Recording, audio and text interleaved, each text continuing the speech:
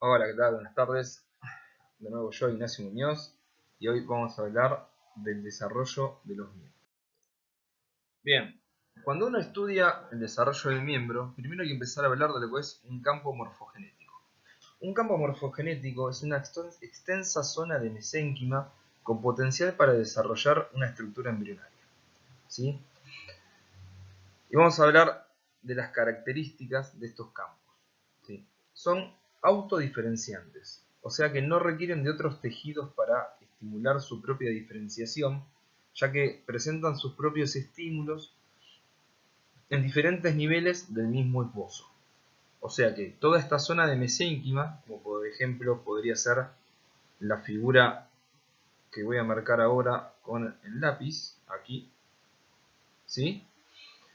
Ella sola presenta, de acuerdo a si las células son más externas, más internas, y de acuerdo a la zona en donde estén, entre ella misma puede autodiferenciarse, ¿sí?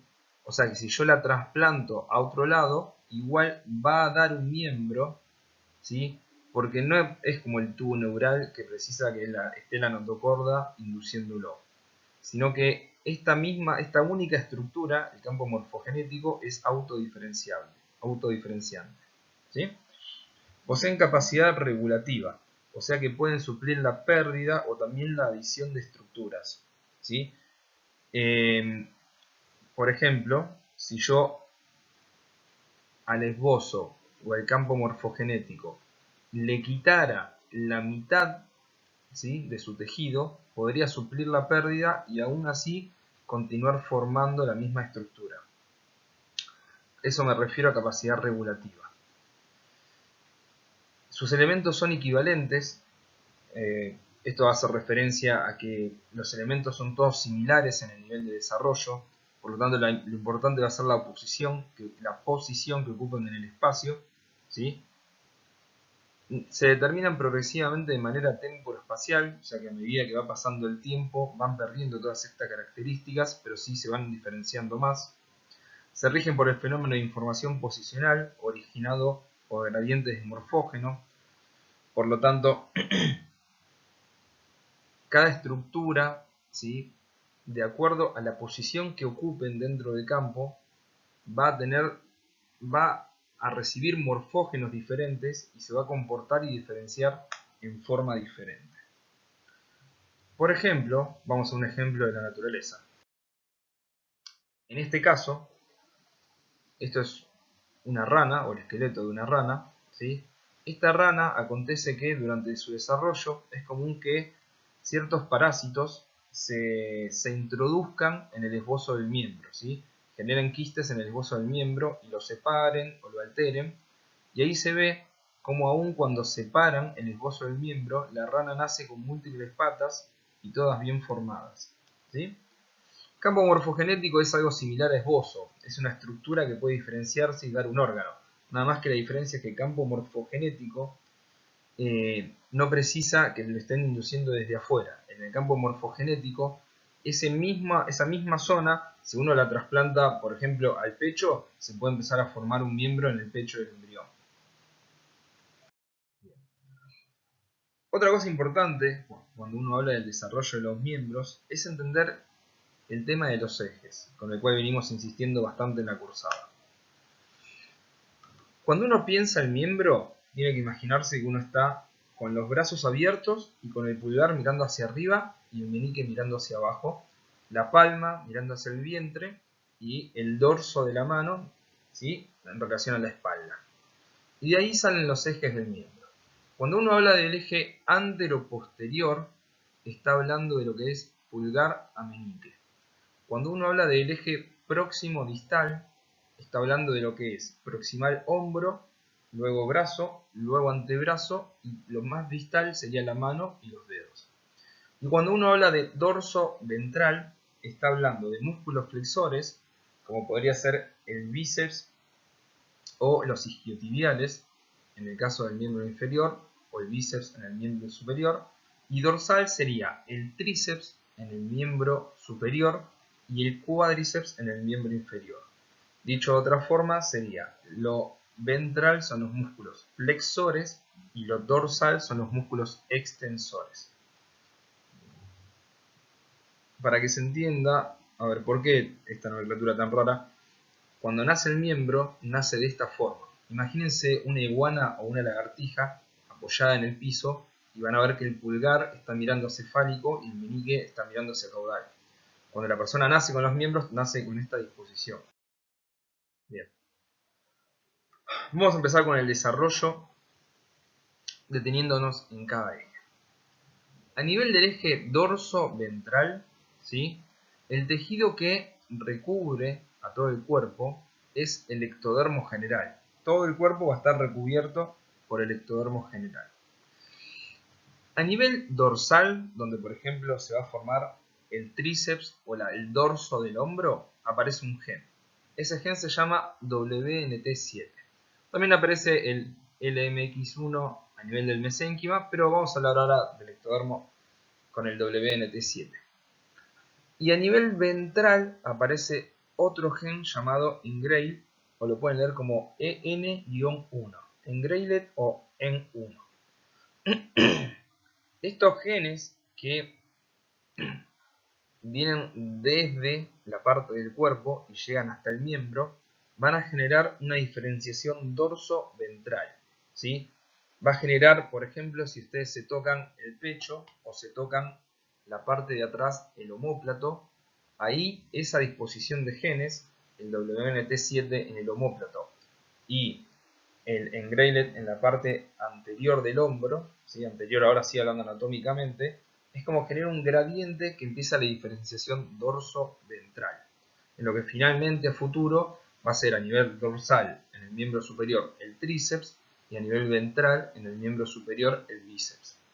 Lo mismo en el antebrazo y lo mismo en la mano, en lo que es ventral la palma de la mano y dorsal el dorso de la mano, donde estarían los nudillos. Vamos a continuar ahora con el eje próximo distal. En la imagen de la izquierda, ¿sí? Donde hay una persona con el brazo extendido, lo que quiero demostrar acá es que es el eje próximo distal del cual vamos a hablar. Proximal es lo más cercano al hombro y distal es lo más cercano a la mano y los dedos, ¿sí? ¿Cómo hace el miembro para desarrollarse en ese eje? Recordando lo que vimos recién, a nivel del dorso, ¿sí? Donde estaría atrás de la persona que estamos viendo en esta imagen, empieza a aparecer un gen que voy a marcar en rojo ahora en la imagen superior derecha, que viene todo por acá, el dorso que es el WNT, ¿sí? Este gradiente se choca con otro gradiente del Engrail 1 que viene a nivel ventral. Y justo donde contactan a nivel ventral y a nivel dorsal, se forma una estructura ectodérmica, o sea, ectodermo general, el tejido que recubre a todo el miembro, que se llama cresta ectodérmica apical o cresta apical ectodérmica. Se puede ver ahí, entre las líneas rojas y las azules, como una parte del ectodermo sobresale y forma una cresta, ¿sí? Y es en la parte más distal o más apical del miembro, por lo cual se la llama cresta apical ectodérmica. Luego, en la imagen A, donde está cortado el miembro, lo que voy a marcar ahora en azul sería la cresta ectodérmica apical. Esa cresta ectodérmica apical, produce factores, ¿sí? Son factores que se llaman factores de crecimiento fibroblástico. Esos factores de crecimiento fibroblástico que expresa e irradia la cresta apical ectodérmica va a hacer que toda la zona cercana a la cresta apical ectodérmica se mantenga indiferenciada y proliferando. Entonces, el factor de crecimiento fibroblástico, ¿sí? En los libros lo van a leer como FGF2, FGF4, FGF8, FGF porque es Fibroblastic Growing Factor. Fibroblastic Growth Factor, perdón. Mantiene a esa zona progresando y se la conoce como zona de progreso, ¿sí? Por lo tanto, lo que hace la cresta apical ectodérmica es mantener a la zona, el mesénquima adyacente, progresando e indiferenciado para que el miembro empiece a crecer en longitud. En la imagen que está por debajo, a la derecha, ¿sí? Nuevamente en azul, pondría que esta es la cresta apical ectodérmica y esta es la zona de progreso que va progresando gracias a que la cresta apical ectodérmica la mantiene indiferenciada y en crecimiento. Y luego aquí se podría ver la zona de progreso y la cresta apical ectodérmica que mantiene a la zona de progreso indiferenciada, pero a medida que el mesénquima se aleja de la cresta apical ectodérmica, esta zona en negro empieza a dar sus derivados. Por lo tanto, la primera parte del miembro en formarse es el hombro, ¿sí? Que es la que más se aleja de la zona de progreso. Luego se forma el brazo, luego se forma el antebrazo, y lo último en diferenciarse va a ser la mano, ¿sí? Al final del desarrollo del miembro. Ya que a más distal, la cresta apical ectodérmica lo va a seguir manteniendo indiferenciado y proliferando. Con respecto al eje antero-posterior, o lo que es cefalocaudal, quiero notar algo en esta imagen. Como ustedes recuerdan, los genes somióticos, ¿sí? En el eje antero-posterior, o sea, anterior-posterior o cefalocaudal, generaban la determinación de segmentos de esta forma. Así, así. Iban a dar identidad segmentaria a, por ejemplo, vértebra T1, vértebra T2, vértebra T3, etc. Ocurre exactamente lo mismo a nivel del miembro, ¿sí? Se lo puede dividir en 5 segmentos, por ejemplo, que serían como los dedos. Fíjense acá, esto en realidad lo que está marcando es la inervación sensitiva, pero lo que quiero marcar en estos dos esquemas es el eje anterior, que sería el pulgar, y posterior, que sería el meñique, ¿sí? En el eje antero-posterior lo que ocurre es lo siguiente. A nivel de la zona de progreso aparece una estructura que voy a marcar donde estaría C8, ¿sí? La inervación de C8, que se llama zona de actividad polarizante o ZAP. Esa zona de actividad polarizante va a producir un gradiente diferencial, que estoy haciendo en rojo, de Sonic-Hedgehog, ¿sí? Donde más cerca de la ZAP hay más Sonic-Hedgehog. Esto genera un gradiente diferencial que estoy marcando ahora como un triángulo, con la punta del triángulo donde hay menos Sonic-Hedgehog. Esto genera una expresión diferencial de los genes somióticos, ¿sí?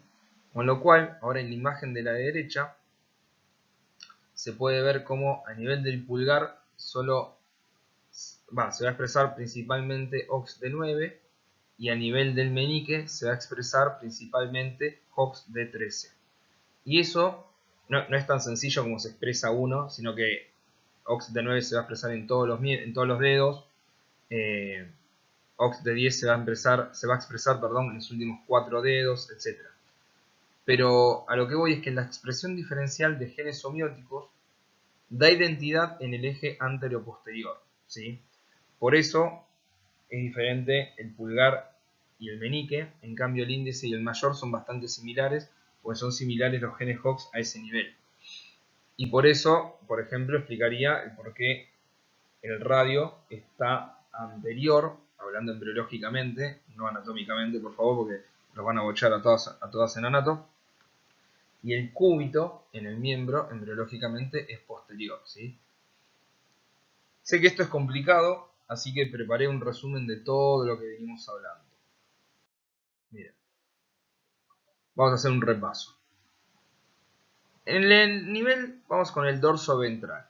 A nivel dorso ventral, ¿sí? Aparece de un lado, que va a ser dorsal, aquí, ¿sí? El WNT7. Y a nivel ventral, aquí, el Engrailet 1, ¿sí? Y eso genera como un gradiente de ambos genes que chocan en la línea media, ¿sí? Esos son los primeros responsables de lo que va a ser dorsal y ventral. O sea, músculos flexores dorsales, músculos extensores dorsales, músculos flexores ventrales. A medida que choca ese gradiente, se forma acá la cresta apical ectodérmica en la parte más apical del miembro, que la podemos ver aquí. ¿Sí? La cresta apical ectodérmica se forma, lo que estoy marcando ahora, en el choque entre ambos gradientes. Y esto va a generar, y ahora vamos a ir arriba en el esquema, al eje próximo distal, esta cresta apical ectodérmica, o cresta ectodérmica apical, va a generar factores para que el mesénquima que está por debajo, el tejido conectivo indiferenciado que está por debajo, se mantenga indiferenciado y proliferando. Y uno puede ver acá como la cresta apical ectodérmica hace que crezca y prolifere la zona de progreso. ¿Sí?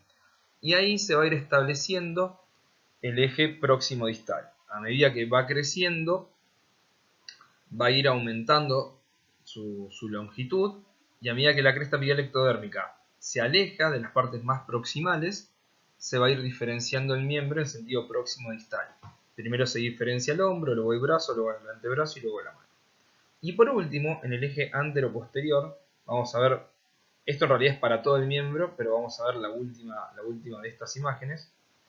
A nivel de la mano, hay una estructura en esta zona que se llama zona de actividad polarizante, que genera un gradiente de ácido retinoico, y a medida que se aleja, cada vez va siendo menor el gradiente de ácido retinoico. Esto genera una expresión diferencial de los genes Hox, principalmente, esto es muy fino, pero principalmente son los genes Hox del complejo D, ¿sí? D9, D10, D11, D12, D13 en gradiente diferencial, y esto va a generar a nivel del miembro los segmentos diferentes que uno podría ver, por ejemplo, como los diferentes dedos de la mano en el sentido antero-posterior, o sea, pulgar, índice, mayor, anular y meñique. ¿Sí? Eso con respecto a los ejes embrionarios. Bien. Por último, vamos a ver de dónde sale cada uno de los tejidos de los miembros.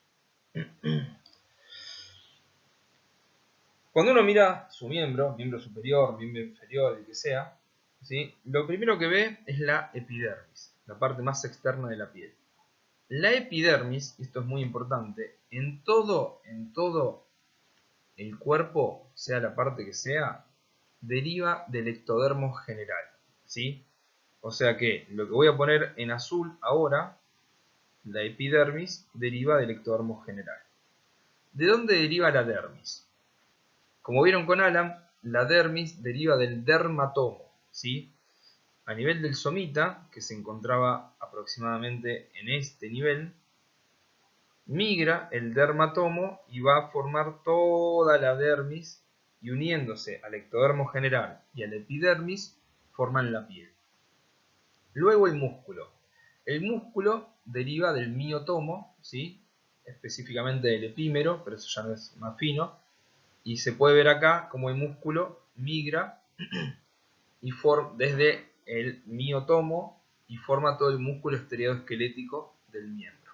Músculo estereoesquelético, ya lo van a ver en histología, es el músculo que uno puede controlar a voluntad, como puede ser el cuádriceps, el isquiotibial, el bíceps, el tríceps, el redondo, etc. Los flexores. Bien. El hueso. Acá hay una diferencia importante. Por lo general, el hueso uno suele decir que deriva del esclerotomo o del somita. Pero en realidad acá no. Acá el hueso se va a originar del mesodermo lateral, hoja parietal, que estaba adherida al ectodermo, ¿sí? Que daba la capa más externa, ¿sí? O somatopleura. Los vasos van a ser dados por cualquier mesodermo, cualquier lugar donde haya mesodermo, puede ser del mesodermo lateral, del dermotomo, del miotomo, cualquiera puede generar vasos, o sea, arterias y venas, cualquier mesodermo puede generar vasos, y los nervios se van a originar principalmente de el tubo neural, la parte motora, ¿sí? La parte, cuando vean anatomía van a entender mejor, pero a nivel del nervio hay una, o mejor dicho, una rama anterior, hablando anatómicamente, ¿sí? Que se encarga de la inervación motora, esa se origina del tubo neural, y una rama posterior, ya lo van a ver, repito, en anato, esa rama posterior que presenta un GAR o ganglio anexo a la raíz dorsal, se origina de las crestas neurales. Esto lo vamos a ver mejor cuando veamos el práctico de neurología. Así termina formándose el miembro. Por último, vamos a hablar de las patologías o malformaciones congénitas de los miembros. A la derecha les puse un cuadro donde se ponen algunas. Lo importante es la terminación. Todo lo que termina en melia hace alusión a miembro. Y todo lo que termina en dactilia hace alusión a los dedos. Luego, conociendo un poco la etimología de la palabra, uno puede saber lo que significa. Meromelia hace referencia a la ausencia de una parte de un miembro. Amelia hace referencia a la ausencia de un miembro o más también. Focomelia, es por foca, aunque no lo crean, es parecido a las aletas de una foca, es cuando presenta ausencia de estructuras proximales de un miembro, ¿sí? Es como que del hombro directamente saliera la mano. Hemimelia es cuando faltan segmentos distales del miembro, ¿sí?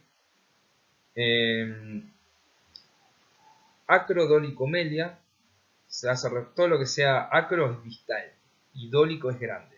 Se refiere a manos o pies exageradamente grandes. Y ahora vamos con los dedos. Ertrodactilia es la ausencia de algún dedo. Polidactilia es cuando presenta dedos supranumerarios. Y sindactilia, ¿sí?, es cuando tiene los dedos fusionados. Ahora vamos a ver algunas imágenes. La sindactilia es la más frecuente de todas las anomalías del miembro, ¿sí? Y adactilia es la ausencia de todos los dedos de una extremidad, ¿sí? Bien. Esto es un ejemplo de focomelia, ¿sí? La imagen de la izquierda, la que está en blanco y negro, es de un evento que se dio en Brasil, que se llamó el efecto talidomida. La talidomida es un fármaco que actualmente se usa para los dolores de la lepra, por ejemplo, y tiene otras utilidades, no importa, pero en su momento se le usaba para todas las embarazadas como antiemético. Le sacaba las náuseas y le sacaba los vómitos a las embarazadas. En ese momento no se sabía, pero después de un tiempo empezaron a nacer una gran cantidad de niños en Alemania, en Brasil y prácticamente en toda Latinoamérica con focomelia. O sea que presenta la parte distal, pero no presenta las partes proximales del miembro y se parece a las aletas de una foca.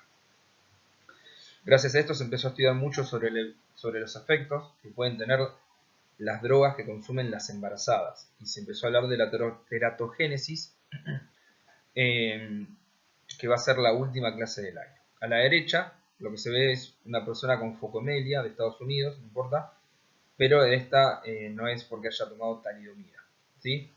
Acá tienen, si quieren saber, talidomida, cómo se escribe. Igual este niño no es por talidomida, ¿sí? Este niño es una malformación de causa genética hereditaria. Otras, por ejemplo, esta no se las comenté, pero si ven acá, tiene los dos miembros inferiores fusionados. Eso se llama sirinomelia, ¿sí? Por su similitud a una sirena. Acá pueden ver un dedo supranumerario, ¿sí? Y por último, la más frecuente de todas las anomalías de los miembros es la sindactilia, que quiere decir dedos fusionados. Seguramente alguno conozca a una persona que tiene los dedos en el pie fusionados con una mínima membrana interdigital. Eso no es patológico, de última, o si la persona le molesta, se puede hacer una cirugía plástica muy sencilla y se separan los dedos. Pero hay veces que la sindactilia puede tener hasta los huesos fusionados, como se puede ver acá, que no está totalmente el hueso fusionado, pero casi, ¿sí? Y eso genera una cirugía mucho mayor y mucho más complicado. Esto, aunque no lo crean, es una falla en un mecanismo biológico del desarrollo que se llama apoptosis. Al final del desarrollo del miembro, la cresta apical ectodérmica produce BMP, o proteína morfogenética ósea, ¿sí? BMP4 principalmente, y eso hace que las membranas interdigitales se mueran y no pueda separar los miembros, separar los huesos, separar todos los dedos de los miembros. Si esto falla, se produce una sindactilia, que puede ser desde algo muy leve, como solamente un pedacito de piel que agarra el cuarto y tercer dedo del pie, ¿sí?, hasta tener los huesos fusionados. Bueno, eso es todo. Espero que se haya entendido la clase. Yo sé que es un tema complejo, el tema de miembros. Cualquier cosa, el viernes vamos a estar respondiendo preguntas. Y les mando un saludo, buen fin de semana. Hasta luego.